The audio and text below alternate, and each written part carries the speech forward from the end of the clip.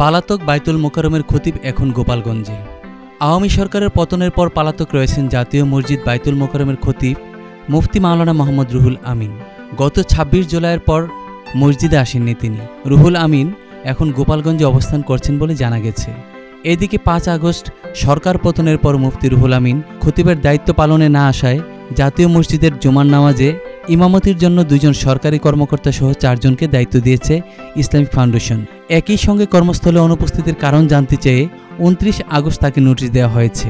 তার বিরুদ্ধে কেন ব্যবস্থা নেওয়া হবে না তা জানতে ৭ দিনের সময় দেওয়া হয় নোটিশে, যার সময়সীমা গত ৫ সেপ্টেম্বর শেষ হয়েছে। কিন্তু খতিবের দিক থেকে কোনো জবাব আসেনি। গত ৬ সেপ্টেম্বর জুমার নামাজেও তিনি আসেননি।